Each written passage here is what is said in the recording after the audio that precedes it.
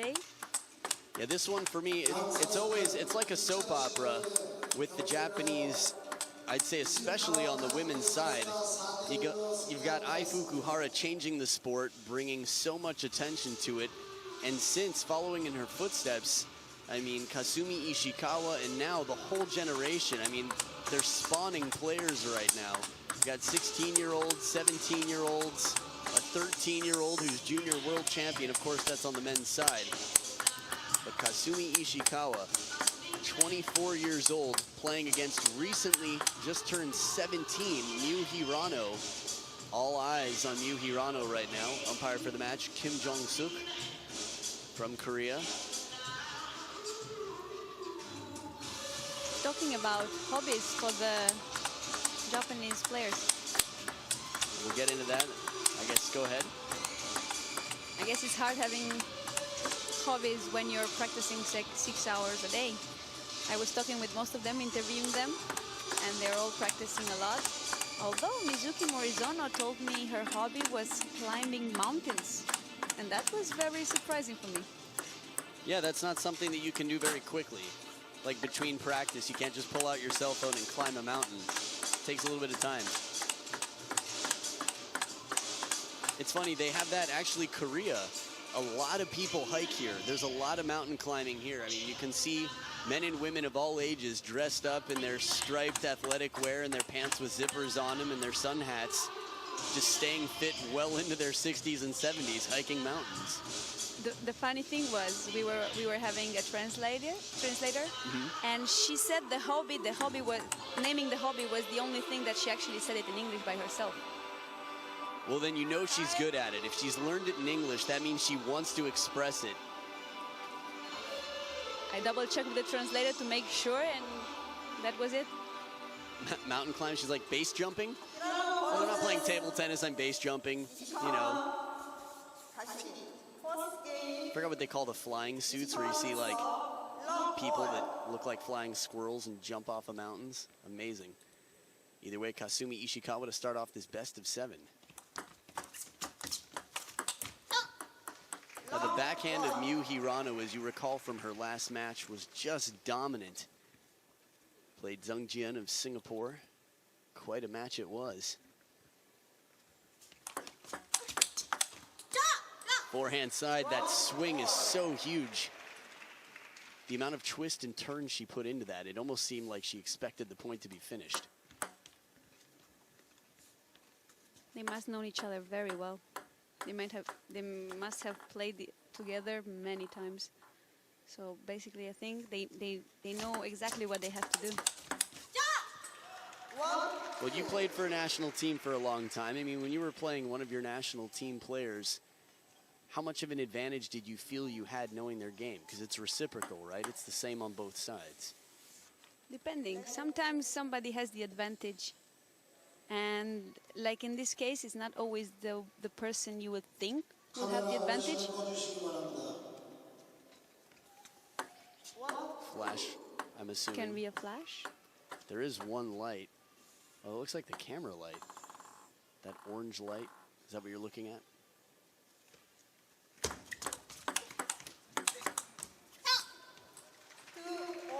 Miu Hirano was also Japanese national champion this past year.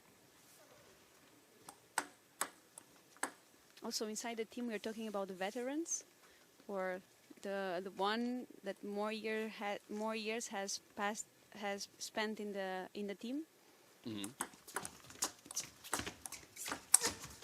So that sometimes can influence as well. Oh, experience, right? Yeah, Kasumi Ishikawa is definitely, I mean, been here mentally. It seems like she should be the stronger player. From a skills standpoint, I mean, Miu Hirano's brought out aggression on both sides that we haven't seen from a Japanese player. I mean, anyone who's playing on top of the table like that usually has pips on the backhand, right? Ai Fukuhara, Mima Ito, while their pips are different lengths on the backhand, they both play right on top of the table. Actually, Minami Ando as well. Medium pips on the backhand, inverted on the forehand. But Miu Hirano's aggression early in the rally, she stays confident. It's going to be very tough to beat.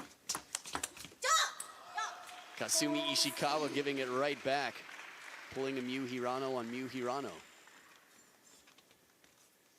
Good read on the serve, almost solid side spin. A lot of pace. Ooh, the yo was directed right at Miu Hirano. Fierce.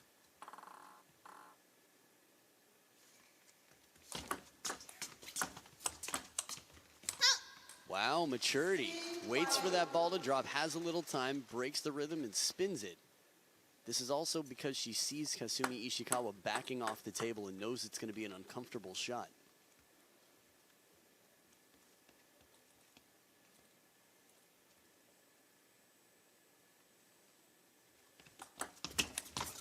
Ooh, right into the face.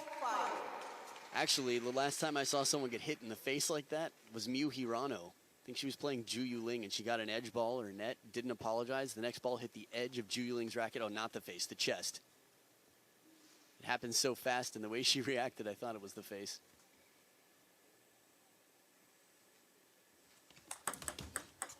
Ooh. Maybe she was rattled by that rib cage shot from the ball before.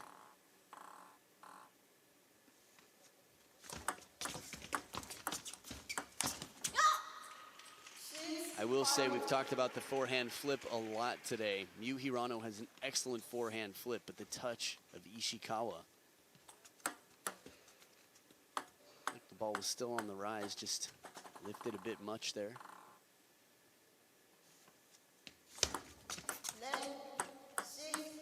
Pretty strong let receive. Sometimes when you see these aggressive actions, you sort of wonder, what's the relationship on the team, you know? How do these people get along? There it is, that's the backhand. Anyway, for sure they're fighting for the position in the team, as they're all very good players and they're all high ranked. So it's nothing personally, I think. It's just the position at the table, in the team. Yeah, it's interesting. You never know when it becomes personal for some of the players, but they are professionals, of course. It's their career, and I think it's clear that right now, if Miu Hirano wins this match and ends up winning the tournament, that her world ranking could be shockingly close to that of Kasumi Ishikawa.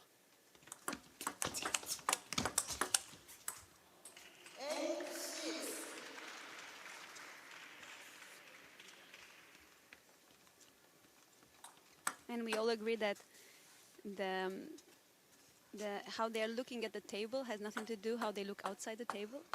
We all see them very concentrated and serious while playing, and then they're so funny outside the table. Yeah, it's true. I mean, these two both have an Ask a Pro Anything. You can see them being really funny.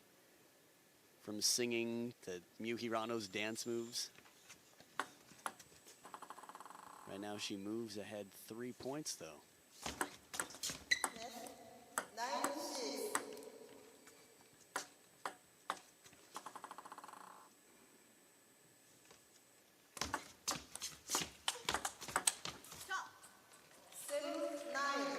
One thing I will say Kasumi Ishikawa is especially good at is the short stroke, sort of returning with topspin. And this is a little bit more typical, it seems, in the women's game. These fast strokes that seem a bit more reactive, keeping the racket really high for the fast rallies. But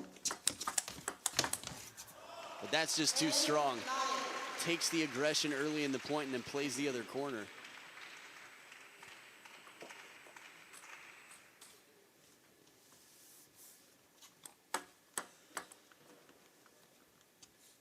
It's rare to see Hirano lunging so far side to side. The quality and the placement of those two shots.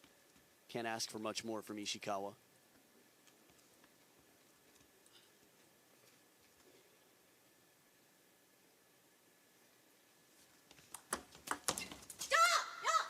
Three in a row from down 6-9.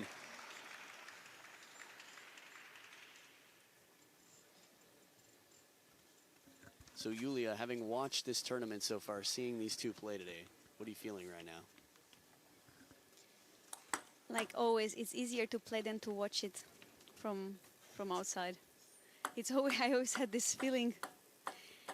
Well, for me, Hirano is one of the best players right now.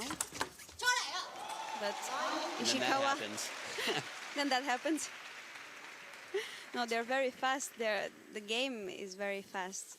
I mean, Japan always had very good female players, but right now I feel like they improved a lot on the physical side, and also they're very fast.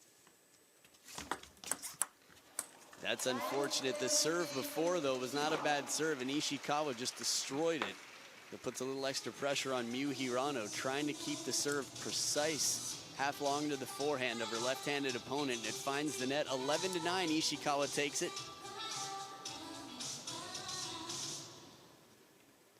So what are you expecting for game 2, Yulia? I think we will see more of Hirano in the second game. Although I can see Kasumi is very concentrated, and she's the aggressive one. She's trying to not to play Hirano in her backhand. If you have seen, she tried to play more short to her forehand, to her middle. Only in extreme situation or when she was obligated, she was playing in her backhand, as Hirano's backhand is very strong, and especially if she's playing crossed, she will take Ishikawa out of the table.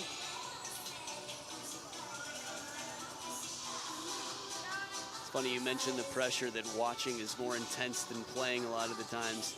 How much of that do you think has to do with when you're playing, you're in the driver's seat, you can actually affect the outcome of the match, whereas when you're watching, you have essentially no control, just shy of heckling, using a flash in the crowd.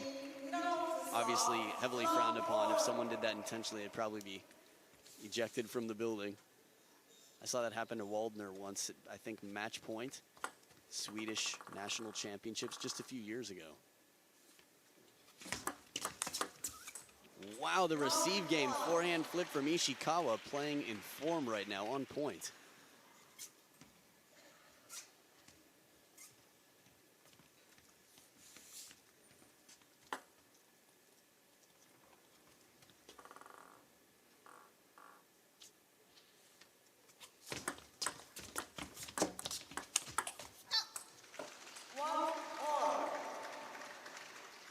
Very smart. Backhand parallel.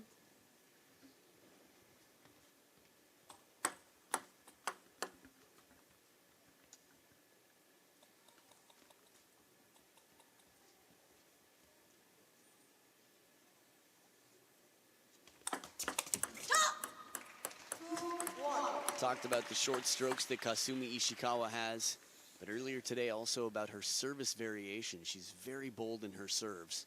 Serves that kick either way, not afraid to play long, fast serves.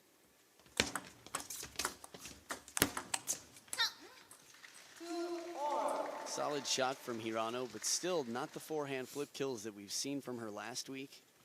Again, Ishikawa telling herself to play wisely, tapping that head. Many reactions she has today. Quite expressive. Yeah.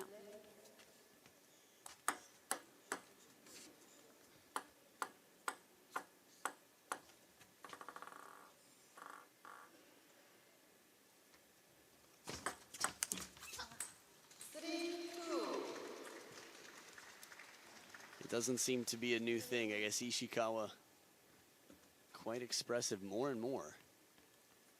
I don't know if you saw the picture of her spilled out on the table after that ball came down from the edge of the racket. She's not afraid to express herself, that's for sure.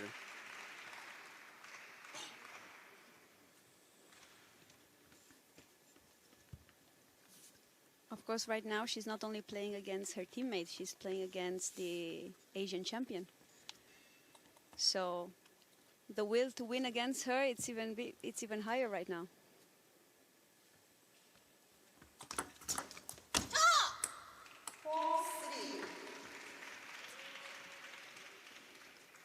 I'm seeing Hirano a little bit insecure this match.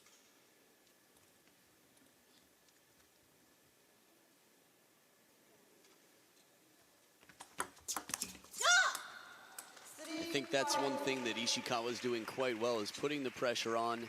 And like any time you're playing someone who's just a strong, strong player, you know, forcing them out of their comfort zone, causing them some hesitation. You don't see Ma Long lose often, but if someone can make him hesitant, they have a chance.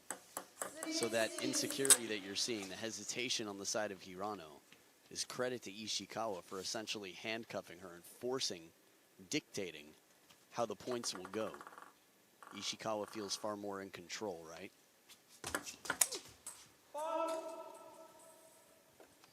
That's a serve to break the rhythm.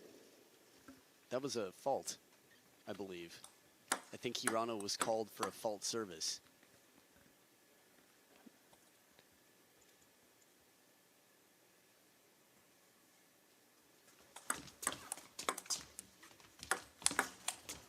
Ooh, just missing. Every once in a while you see that ball that comes out wide on the net, but because the tension is greater near the post, it redirects it inwards. Tries to punch it back. Yeah, I just heard the word fault, and it seemed like the point went the other way. It's the first fault we've seen. I didn't realize, I didn't hear it. That was pretty quick. Back edge of the table, gomen, gomen, sorry, sorry. That's what she said in Japanese.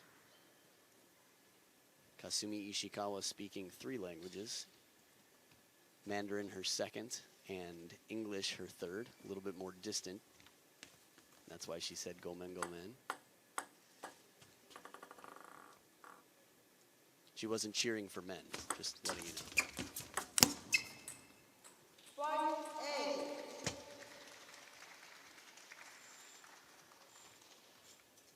Very critic with herself.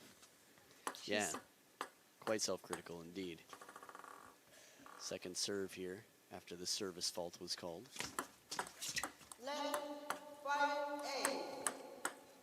I didn't have a chance to see the umpire, to see the hand signal for what the service fault was. Watching the serves, I'll try to guess. That was high enough. Maybe the trajectory. I mean, there's so many, you know, tossing the ball vertically. So many different reasons. We saw Timo Boll warned for tossing inside the table. Maybe playing the ball over the table. It's tough to tell if it was the toss or the contact.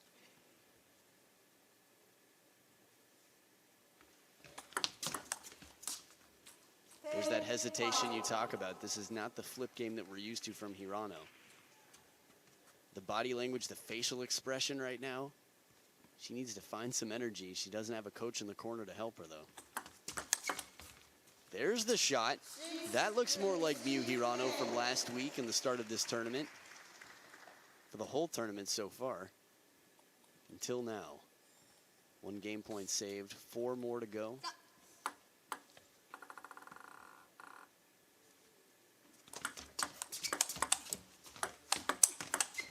Ooh, beautiful shot. Ishikawa hangs in there for the backhand rip to win the points. You know, that 3-7 point would have been 4-6. Different game, and mentally, as you mentioned, it can be quite distracting. You know, Hunor Such, right? Playing against Maharu Yoshimura had a real chance after beating the top seed Jung Young Shik, but found himself in trouble with the serves, and you said it was quite a distracting factor, right?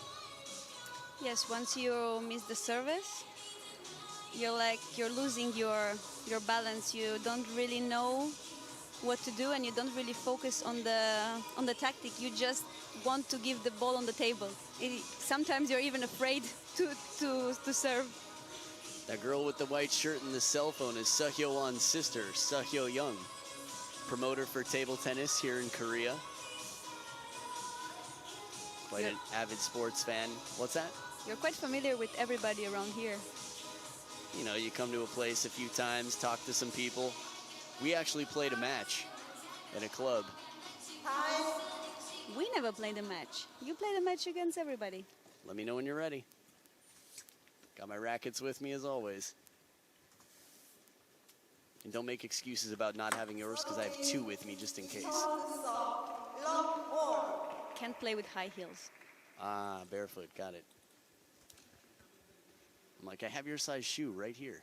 See if Hirano turns things around, gains some confidence. Seems to be a bit more confident out here with that serve coming long, turning from the middle.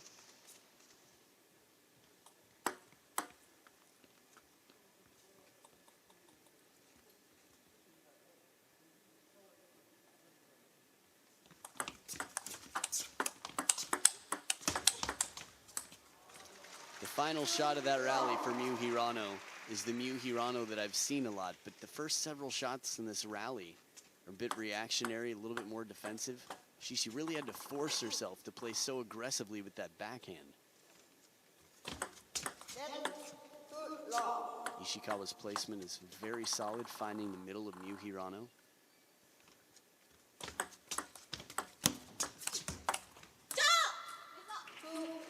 This is an example of where you might see a chop block, right? A spinny ball deep to the backhand corner.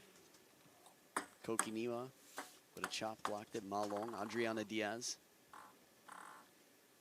Chop blocker crew.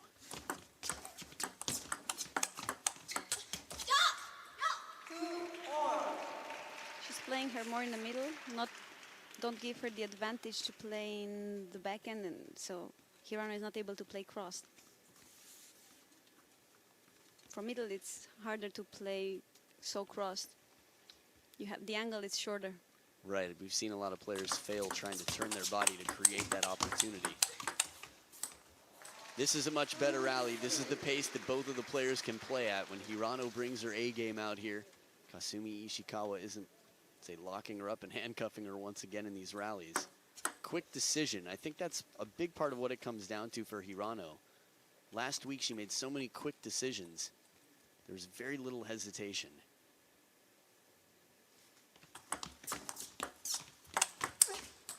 That second shot there, that backhand again.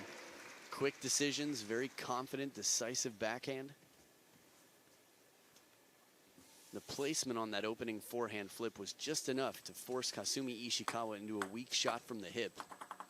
Deep into the backhand corner.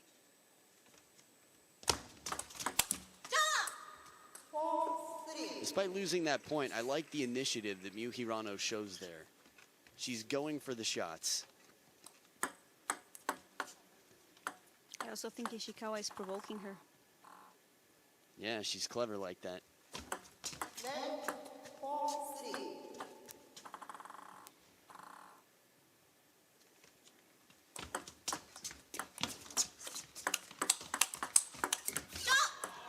Fast rally and side to side. Ishikawa so quick in the footwork.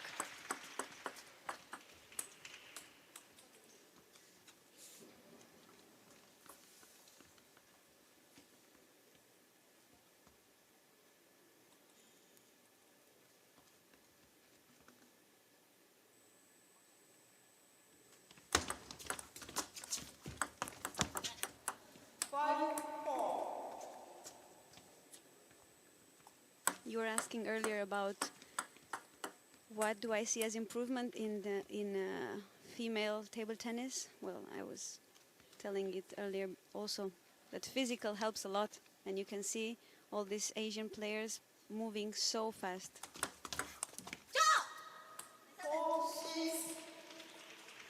And they improved physically a lot. I'm trying to think outside of Japan and China.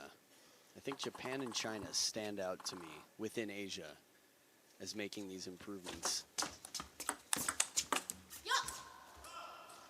Yeah, Kasumi Ishikawa is everywhere on the court right now. She's anticipating well, short strokes and moving quickly. Watch how quickly she comes back from this backhand. Again, these efficient strokes, I think that's a big part of it. Timing on the ball. Knowing how to get your power without using too much energy and forcing yourself to have to recover more. Left, 4-7.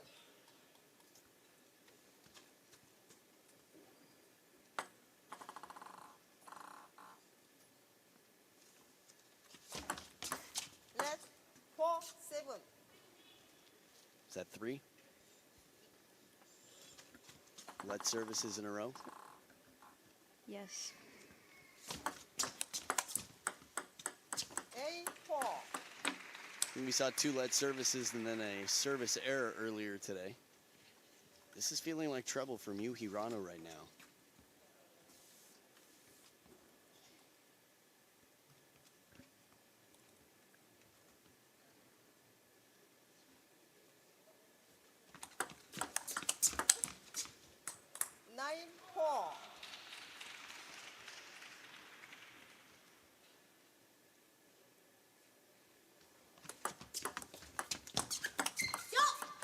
After such a beautiful receive left short on the forehand side, Kasumi Ishikawa can do whatever she wants right now. She's got 6 game points for a 3-0 lead. Almost whatever she wants. Finally misses a shot. We haven't seen Miu Hirano in this situation for a long time. That's right.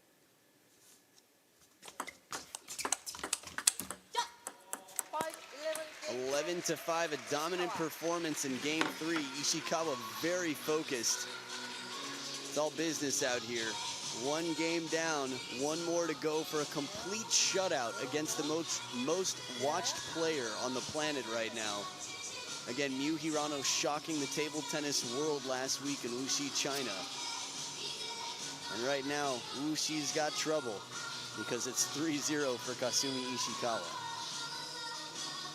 Also, it's true that at this age, I mean, with 17, playing without the coach can influence a little bit.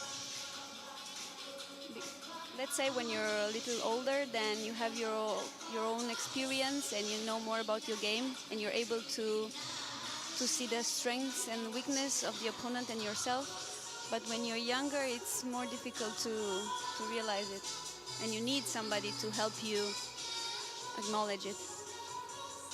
Yeah, it definitely helps. Again, with age comes experience and wisdom. You know, at the same time, Miu Hirano, one of a few players from Japan who's not 20 years old yet, not even close, and still has a lot of international experience. And playing the World Tour so much, I mean, you see Japan versus Japan matches quite a lot because of their heavy participation. And whenever it's Japan versus Japan, they're not going to have a coach in the corner. So this shouldn't be super strange for Miu Hirano.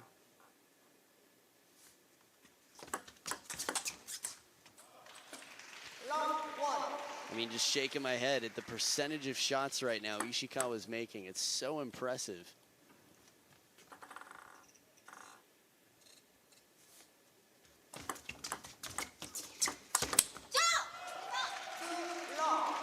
This is like the opposite of what you would have expected coming into this match. It looked like she already gave up. You know, we talked earlier about the body language and the facial expression of Miu Hirano, and it's almost like the fighting spirit has been sucked out of her.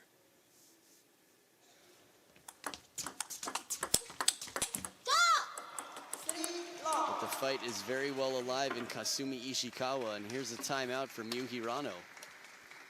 It's the 3-0 differential we see, you know, quite commonly, especially with players on their own, calling their own timeout. Down 0-3 in a troubled game, or in a match where they're already behind in games.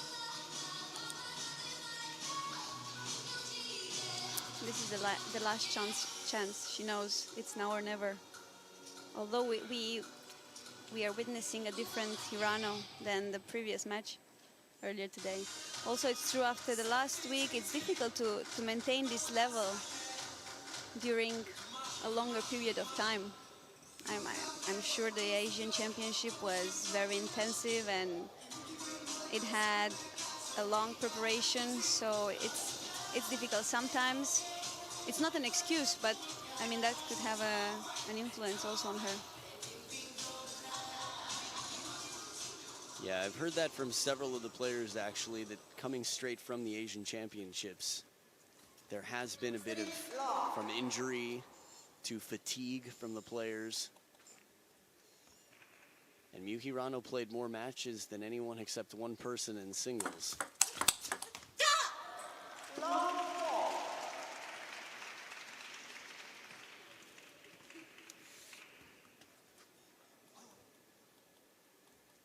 Big point right out of the timeout for Kasumi Ishikawa to continue to stay in control. She's just got her pinned to the mat right now, both shoulders on the ground.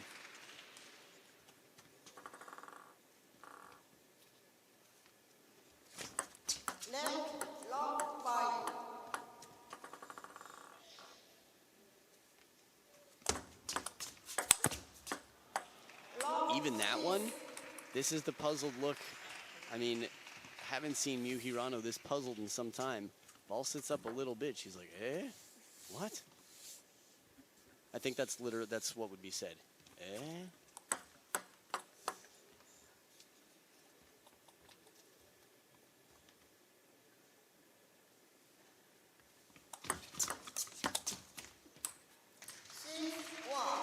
although everybody's watching Hirano right now, we cannot take credit away from Ishikawa, which she has played perfectly since the first point. Right, I mean, she's playing incredibly well. She knows exactly what she has to do, she sticks to it, and she does it well.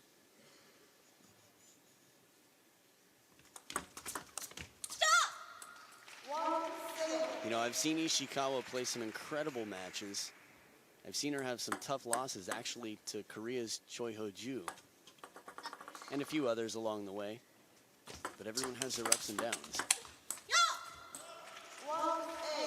It's not to say that the whole tournament, I mean, Miyu Hirano's played well this tournament. She played very well this tournament.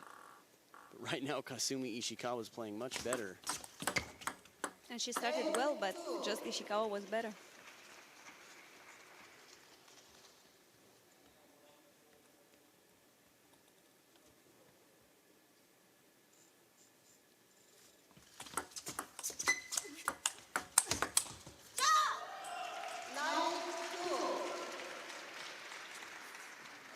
I say this for the world that is watching with hope.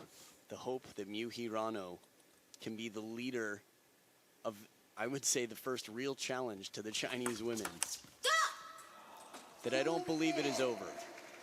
She's dominated here in this match, but everyone has a tough match. And again, credit to Kasumi Ishikawa for just completely shutting out Miyu Hirano. This would be a great score to play an exhibition point. Don't see it too often in the women's game. Can you recall the last time you saw an exhibition point in a tournament in a women's game, Yulia? An exhibition. Talk about that in a bit. Ishikawa 11-2. 4 straight games over the Asian champion of 2017 and the Women's World Cup winner, Miyu Hirano, beaten by teammate Kasumi Ishikawa. And what a performance from Ishikawa, second seed in this tournament.